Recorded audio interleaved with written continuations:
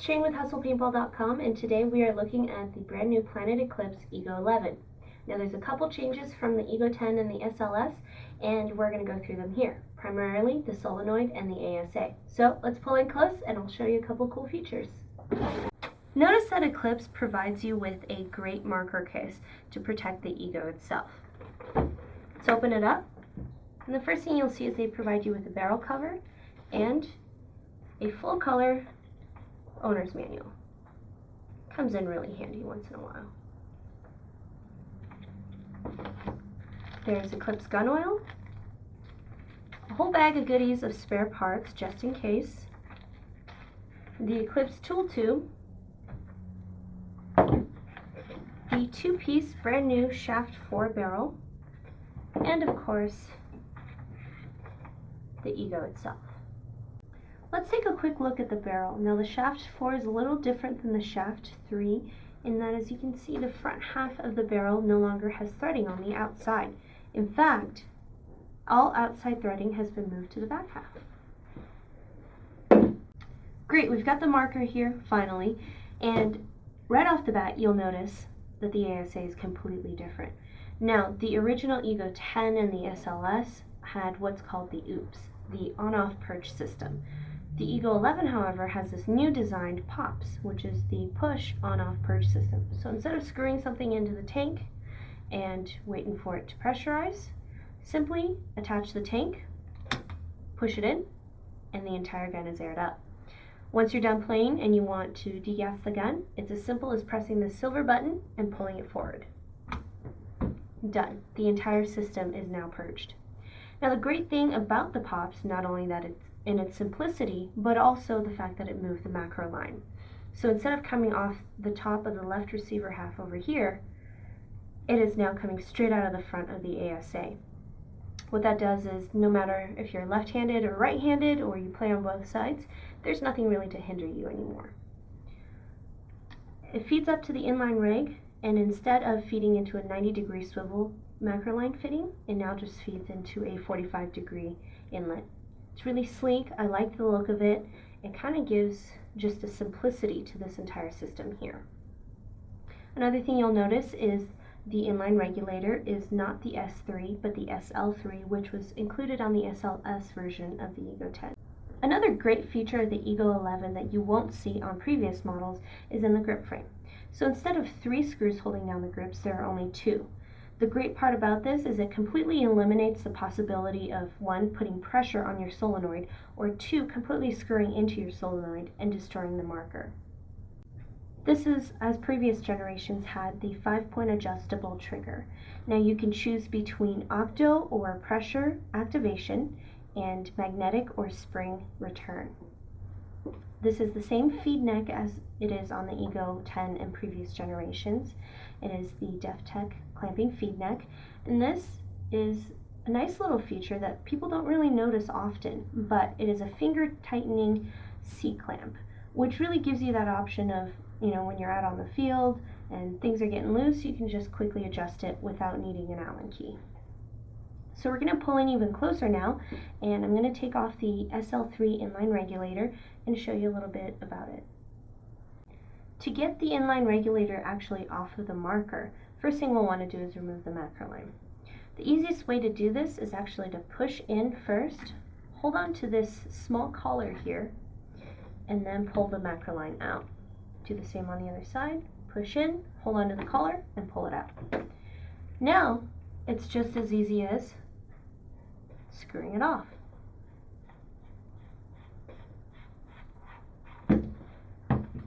So this is the SL3 inline regulator. It is identical to the one that was originally on the SLS. The great part about this from the S3 is that it's changed the seal configuration, giving you a higher flow capacity and a much more stable velocity, even though the Ego 10 was pretty stable to begin with. Let's take a closer look at the POPS. You can see it's a super sleek design. It's on a T-rail system, and what that means is it's going to be super easy to move around. Now, you've got 2 set screws here that all you have to do is loosen, and then you can slide it forwards or backwards, and then tighten it again. So if you have a setup that you're really looking for, you can customize it. Again, it's a super simple system. All you have to do to degas the gun is pull it forward, and to gas it, you just push it into place. Other new features are actually inside the grip frame. So I've already taken the screws off both sides. Ultimately, you want to end up on the right receiver half that way. Simple. And you can take out the battery. So I'm just going to pop that out real quick so you can see some cool things.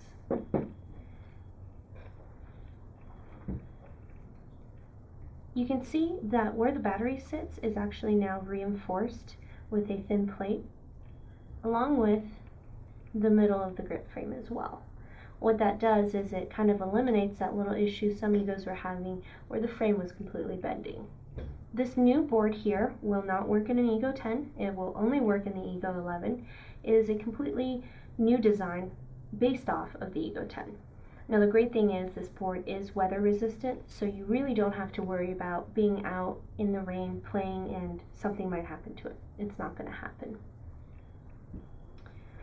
So we're going to zoom in a little closer so I can show you a couple things, but first I'm going to need to pull out the attachment of the eyes and the solenoid. Another great feature that the Ego 11 borrowed from the SLS is the e-portal.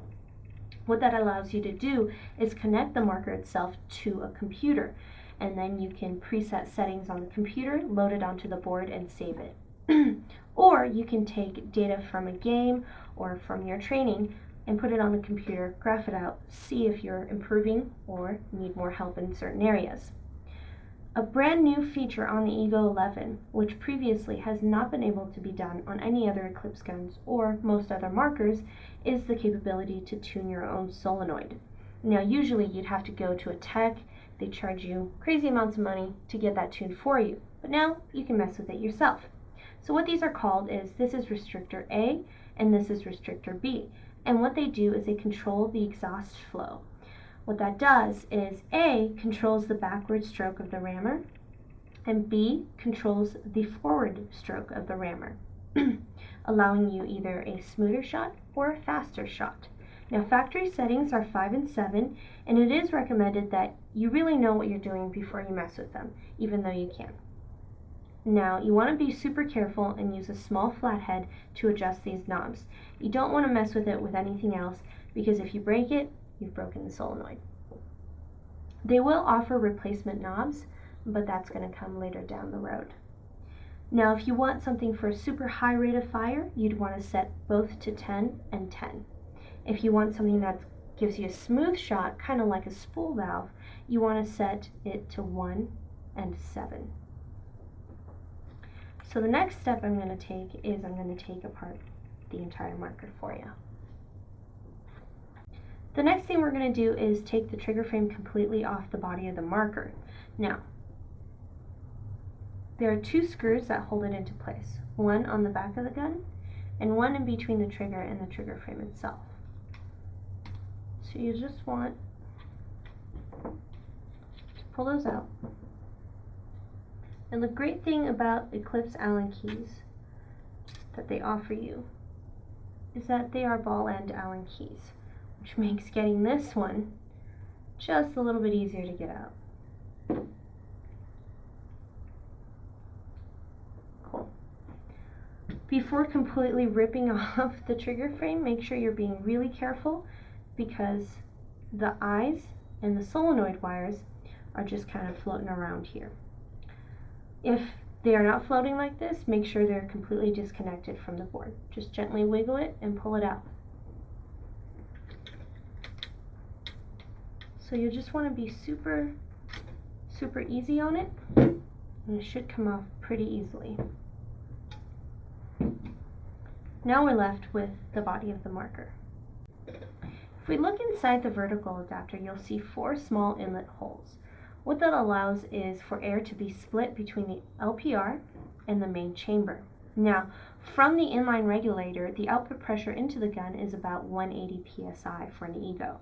So the pressure here is going to be 180 psi, but the air, the other half of it, that gets split into the LPR or low pressure regulator, gets decreased even more, down to about 110 to 100 psi. This is the air that is used to run the solenoid. Now, we're not going to get in too deep with that because it becomes very complicated.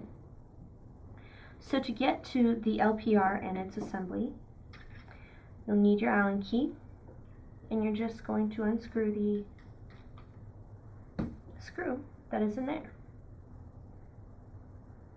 Now you do want to make sure that you're holding on to the LPR while you do this because there is a pretty strong spring inside of it.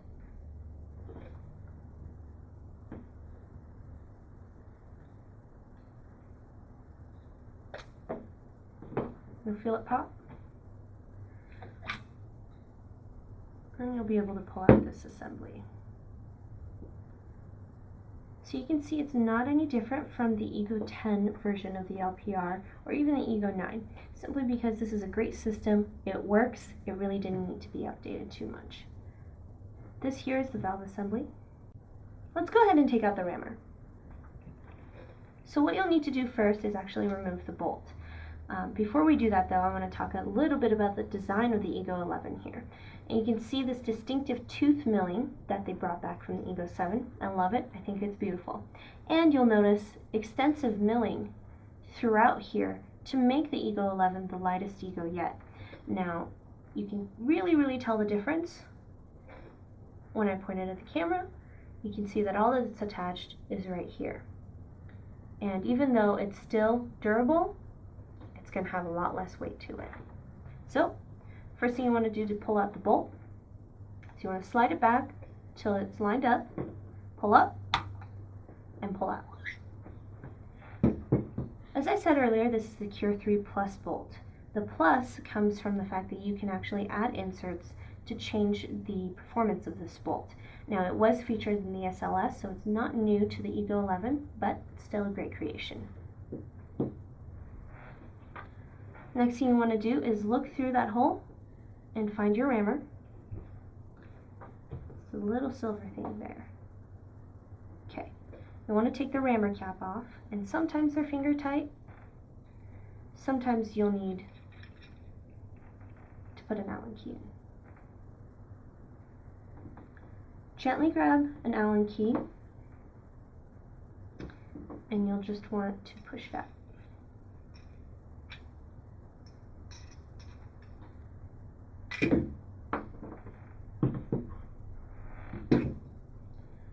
This is the Zik 2 rammer. It is identical to the one that was in the SLS, and there hasn't been much of a design change with it. You can see we're pretty much down to a shell. Now, you can take the solenoid off, but unless you know what you're doing, I wouldn't recommend it. Let's go ahead and put this back together.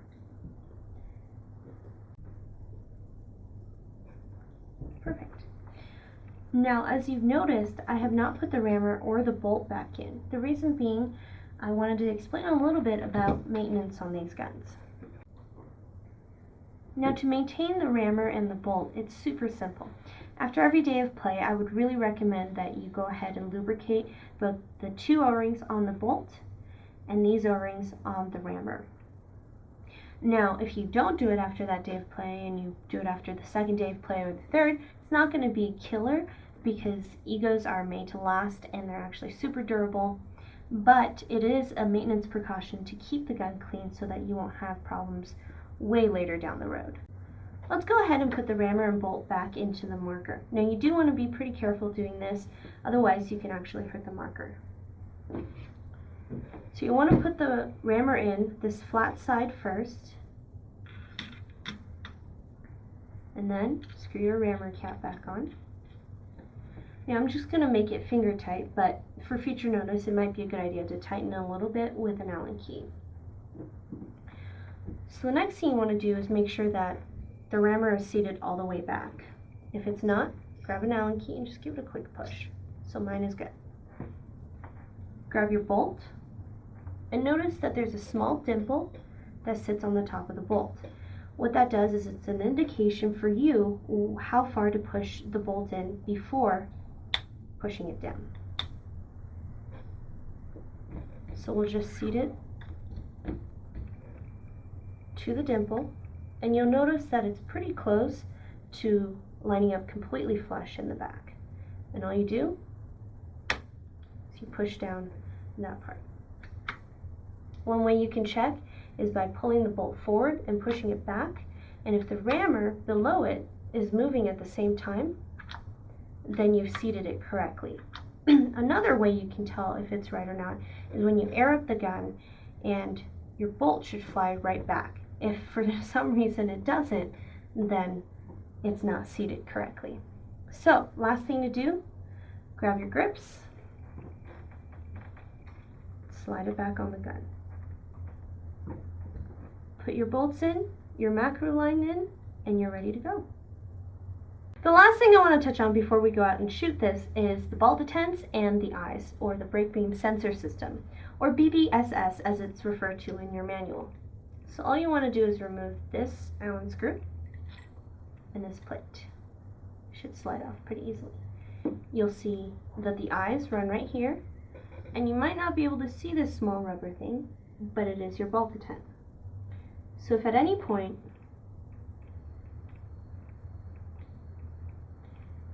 you break the small cone on the top side, you'll need to replace it.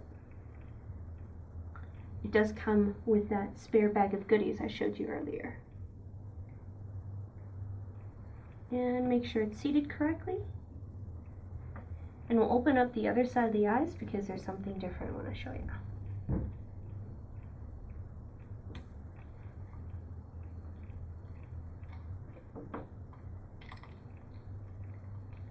Sometimes when you don't have the trigger frame off, it's a little tricky to remove that plate.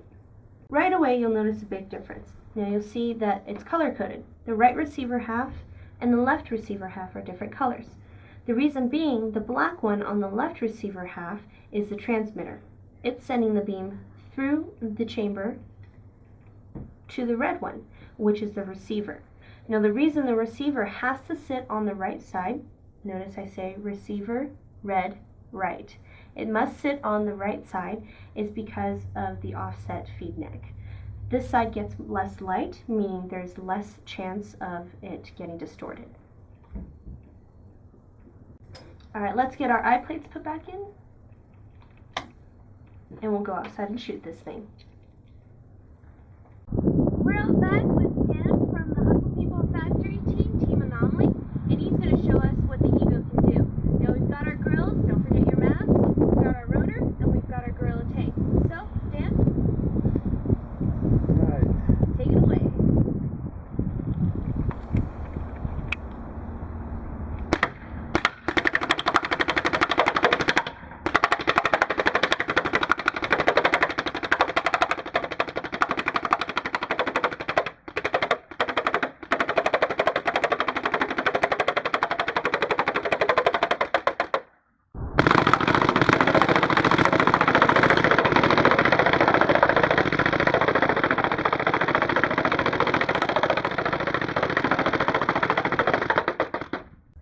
Alright, so you've seen this thing in action, and it's super smooth and super awesome to shoot. Now it is a lot of fun, and it's by far the best Ego to come from Planet Eclipse. They're really pushing the envelope on innovation with the e-portal, the pops, the SL3 inline reg, and really the design overall. Its simplicity is what makes it so smooth, efficient, and easy to understand. Now I've taken it apart, shown you a couple of the new features like the shaft 4. Now it is a 689 bore. The pops, which is just a super easy system to use. The SL3 inline reg that was in the SLS, and a couple of the internals that was also in the SLS. Eclipse really did a great job with this gun, and I encourage you to go out and check it out. So if you have any questions or suggestions for our next video, please email us at videos@hustlepaintball.com. And as always, you can check out the Ego 11 and all cool accessories from Planet Eclipse at www.hustlepaintball.com. See ya!